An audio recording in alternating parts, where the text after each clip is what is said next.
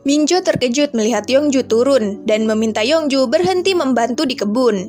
Yongju bilang, "Aku tahu, tapi kali ini niatku untuk menolong ibu-ibu di sini."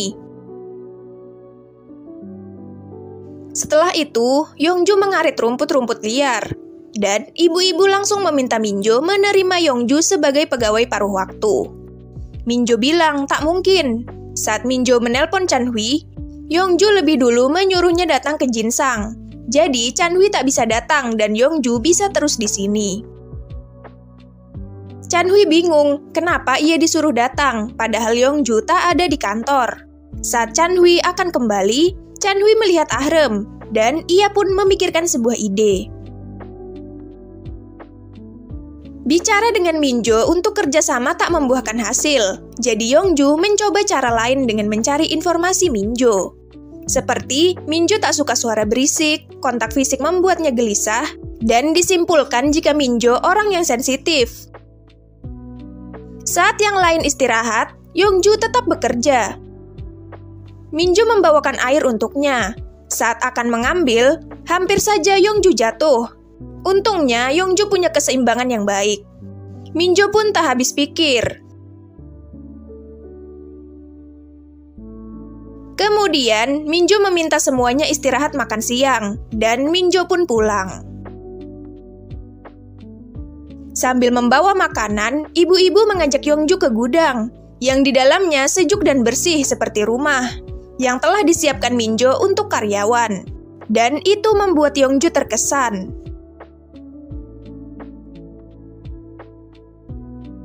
Di rumah, Minjo bicara dengan kucingnya jika Yongju terlalu berusaha untuk orang lain, namun tidak dengan dirinya sendiri. Dan itu membuat Minjo tak nyaman. Di kantor, Direktur Perencanaan memanggil Ahrem dan memarahinya serta membandingkannya dengan Yongju yang pantang menyerah.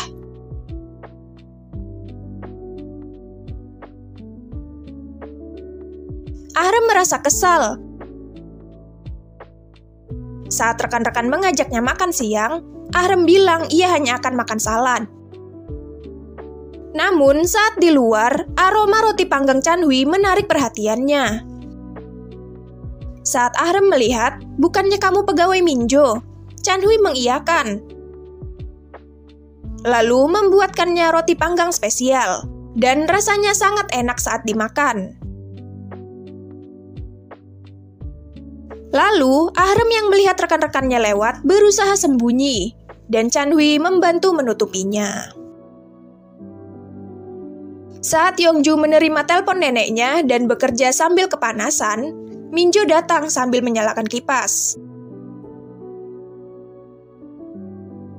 Minjo juga membawakan kopi dingin dan roti krim untuknya. Yongju senang dan makan sedikit berantakan. Apalagi rambutnya digerai. Dan Minjo telah menyiapkan karet lalu membantunya mengikat rambut.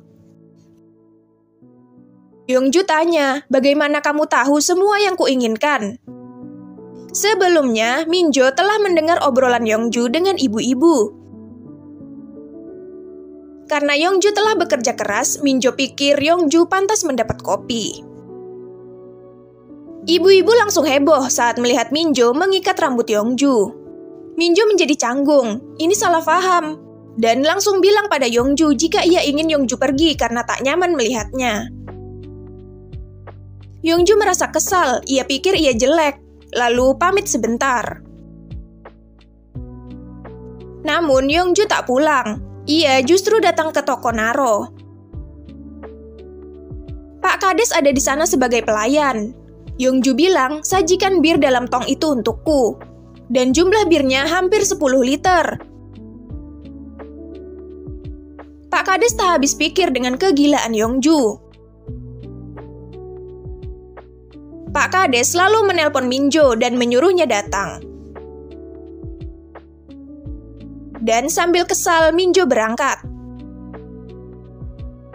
Pak Kades ingin mengusir Yongju, namun Yongju terus bercerita tentang kemampuannya minum banyak, juga keinginannya menyelamatkan rekan-rekannya dari kehilangan pekerjaan.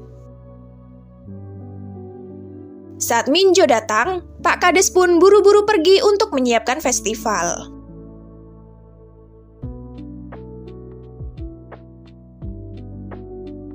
Yongju yang mabuk tanya, "Kenapa kamu tak senang melihatku?" Minjo bilang, "Aku tahu kamu terlalu bekerja keras untuk semua orang. Jangan lakukan itu." Saat Minjo menjelaskan, rupanya Yongju tertidur karena mabuk. Lalu Minjo pun memikirkan cara untuk membawa Yongju. Minjo mengikat Yongju di belakangnya dengan spanduk dan membawanya ke tempat festival.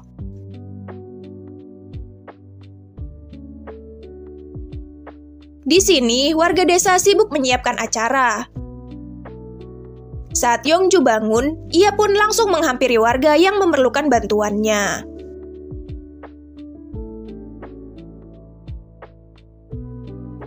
Dan saat Minjo melihatnya, Minjo berusaha menghindar.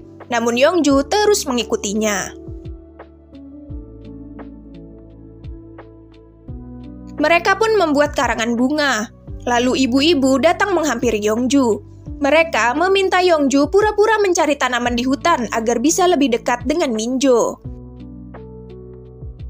Saat Yongju sudah masuk hutan, ibu-ibu pun mendatangi Minjo. "Yongju masuk hutan, bagaimana jika ia dimakan babi hutan?" Awalnya Minjo malas, namun lama-lama ia merasa khawatir. Dan setelah berhasil, ibu-ibu dan Pak Kades pun merasa senang.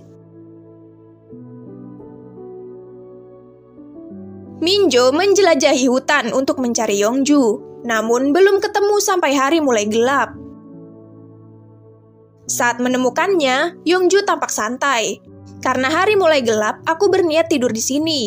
Dan Minjo kembali tak habis pikir dengan kelakuan Yongju. Setelah itu, mereka pun menyalakan api agar tak kedinginan.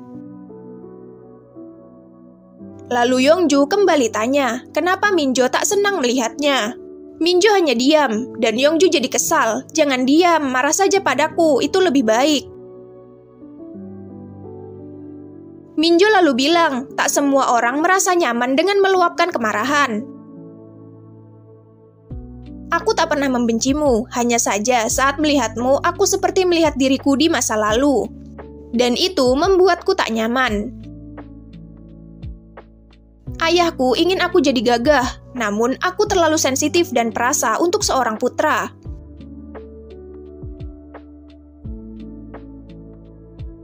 Sejak kecil, Minjo terlalu baik pada semua orang, dan itu membuatnya mudah dimanfaatkan. Dan hanya ibunya yang mendukungnya. Saat ibunya wafat, Minjo merasa hancur. Namun, ayah tak senang melihatnya terus bersedih.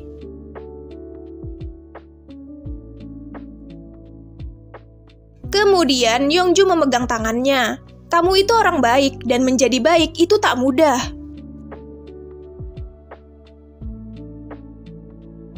Minjo bilang kini hidupnya lebih baik. Suatu hari, seseorang menyelamatkannya, dan orang itu bilang dia harus menangkis semua yang merugikannya untuk melindungi diri sendiri. Kemudian, Minjo kembali melihat kesedihan di wajah Yongju. Saat Minjo tanya, Yongju buru-buru bersiap tidur. Yongju tidur sambil duduk. Setelah itu, Minjo duduk di sampingnya. "Istirahatlah," lalu menaruh kepala Yongju di bahunya.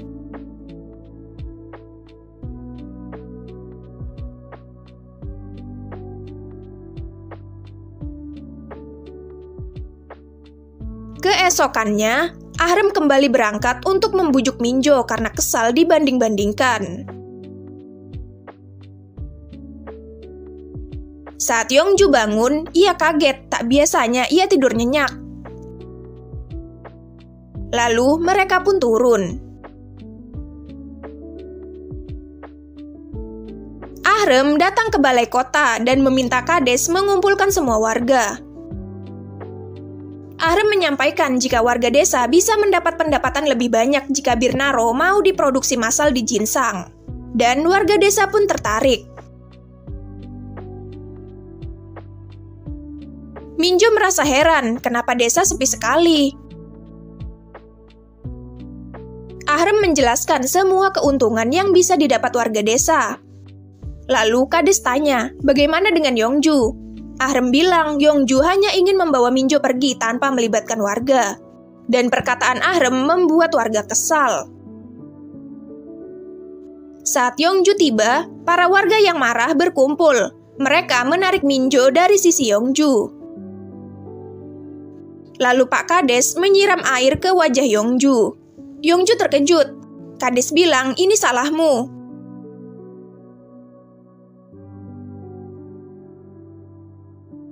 Lalu Minjo berjalan dan berdiri di depan Yongju.